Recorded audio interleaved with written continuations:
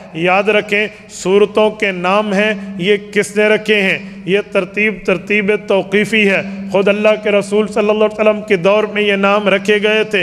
एक सूरत के कई नाम होते हैं। बकरा अरबी ज़ुबान में गाय को कहते हैं। सूरतुल बकरा का मतलब सूरत तुज़करु फ़ीहल बकरा, ऐसी सूरत जिसमें एक गाय के किस्से को बयान किया गया है, ये सूरतुल बकरा।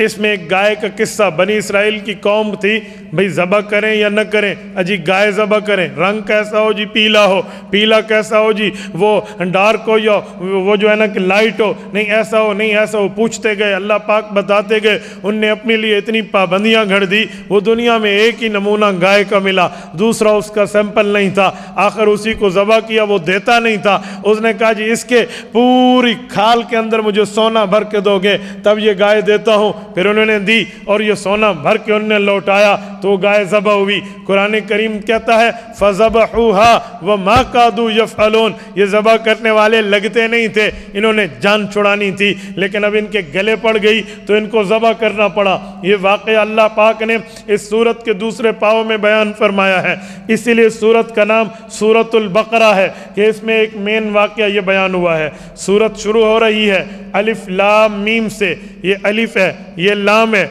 ये मीम है, इन्हें कहते हैं हुरूफ मुक़त्तआत। हुरूफ मुक़त्तआत का माना वो जुमले जो वो लफ्ज़ जो अलहदा अलहदा बोले जाते हैं। ये अलिफ अलहदा है, लाम अलहदा है, मीम अलहदा है। इसका माना क्या है, या तो खुदा जानता है या मुस्तफ़ा जानते हैं, हमें नहीं पता। वल्लाहु आलम बिमुरादिही, इसका मतलब, इसकी मुराद, इसकी तशरीह, इसकी वजाहत, इसकी एक्सप्लेनेशन और मतलब ये अल्लाह रब्बुल इज़्ज़त के इल्म में है, ये रब्बुल इज़्ज़त को पता है, हमें नहीं पता। उलमा ने अपनी तरफ से अगर कहा ठीक है तो अल्लाह की तरफ से, गलत है तो शर शैतान की तरफ से, यूँ कहकर बात समझाई है कि अलिफ इससे मुराद अल्लाह की ज़ात है, लाम इससे मुराद जिब्राइल की ज़ात है, मीम इससे मुराद हमारे मोहम्मद सल्लल्लाहु अलैहि वसल्लम की ज़ात है। यानी अल्लाह ने कुरान करीम उतारा है हज़रत जिब्राइल के वास्ते से और रसूलुल्लाह पर उतरा है। इस बात पर एक अकीदा जहन में रखना,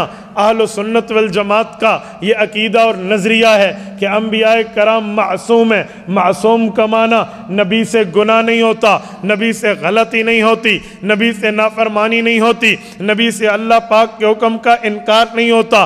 उसकी वजह नबी गुनाहों का मुआलिज है, नबी गुनाह का डॉक्टर है, नबी गुनाह का हकीम है, और जो जिस मर्ज़ का हकीम हो उसमें उस मर्ज़ के अंदर मुब्तला होना हकीम का ऐब है, डॉक्टर का ऐब है, तबीब का ऐब है। जब नबी मुआलिज है गुनाह का, नबी मुआलिज है ख़ता का, नबी मुआलिज है अल्लाह की नाफरमानी का कि आपने इलाज कैसे करना है, अब नबी का इसी गुनाह में, इसी ख़ता में, इसी मर्ज़ में मुब्तला होना नबी का ऐब है। और नबी वो है कान्नका कद खुलिक़्ता कमा तशा, गोया कि हुज़ूर पाक ने जैसे चाहा वैसा बने। इसीलिए हस्सान बिन साबित ने कहा आप हर किस्म ऐब से बरी हैं। जब नबी ऐब से बरी है, वो किसी का शागिर्द नहीं है। कोई कह दे नबी किसी का शागिर्द है, ये नबी को ऐब लगता है। नबी वो है जो डायरेक्ट अल्लाह का शागिर्द है। इसकी दलीलों में जज़ाकल्लाह मजमे को, और मुझे इकट्ठी गर्मी लगेगी, कोई नहीं मसला, मैंने पंखे खुद बंद कराए हैं,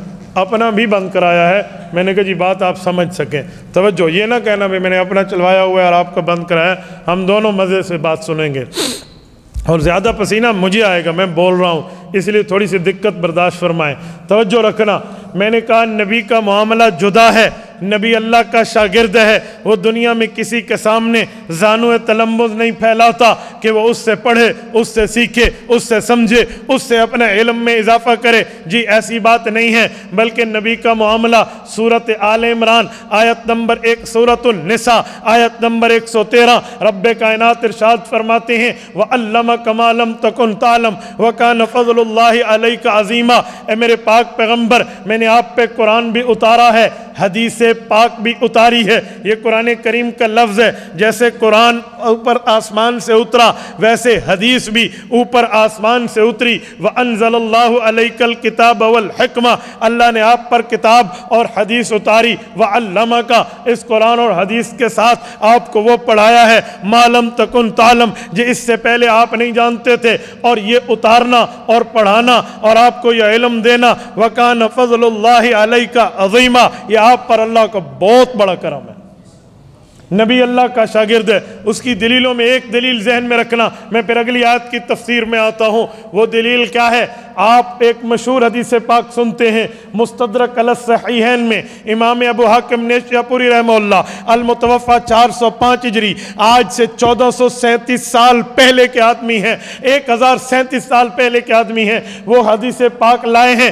حضور پاک علیہ السلام نے فرمایا جب حضرت آدم علیہ السلام کو اللہ نے پیدا فرمایا اور ان میں روح آئی، انہوں نے سر اٹھا کے عرش پہ جو جملہ پڑھا وہ کیا تھا؟ حضرت آدم عرض کرتے ہیں اے میرے مولا لما خلقتنی بیدک، جب آپ نے پیدا کیا، ونفخت فی من روحی، روح میرے اندر داخل کی، فرفعت راسی، میں نے سر اٹھایا، فرأیت علی قوائم العرش مکتوبہ، میں نے عرش پہ لکھا ہوا دیکھ لیا لا الہ الا اللہ محمد الرسول اللہ۔ میں اس سے دلیل دینے لگا ہوں، حضرت آدم کے جسم میں روح آئی ہے، نفخت فی الروحی فرفعت راسی، فاتح کی بلا مولا وداؤٹ اسپیس کے لیے آتا ہے، جس میں کوئی گنجائش کوئی فاصلہ نہیں ہوتا۔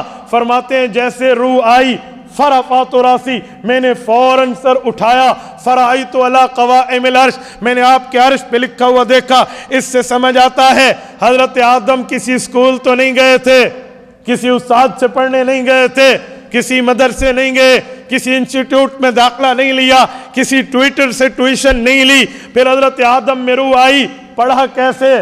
ابھی تو پڑھنا، ابھی تو لکھنا، ابھی تو سیکھنا بچے کا ہوتا ہے، یہاں یوں نہیں ہے میرے دوستو۔ وجہ یہ وقت کے پیغمبر ہے اور نبی کا استاد اللہ ہوتا ہے۔ فرفعت راسی فرأیت علی قوائم العرش مکتوبہ، میں نے آپ کے عرش پہ لکھا ہوا دیکھا۔ اس سے سمجھ آیا نبی اللہ کا شاگرد ہے، اس کو کسی سے پڑھنے کی ضرورت نہیں ہوتی۔ میں ایک جملہ سمجھانے کے لیے آپ کی خدمت میں حدیث پاک پڑھی ہے۔ تو الف سے مراد اللہ، لام سے مراد جبرائیل، میم سے مراد محمد مصطفیٰ صلی اللہ علیہ وسلم۔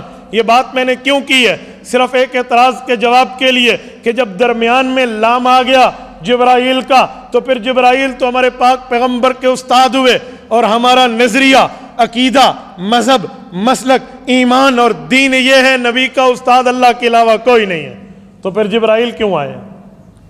تو لام درمیان میں جبرائیل کی موجود ہے، تو پھر جبرائیل کیوں آئے ہیں؟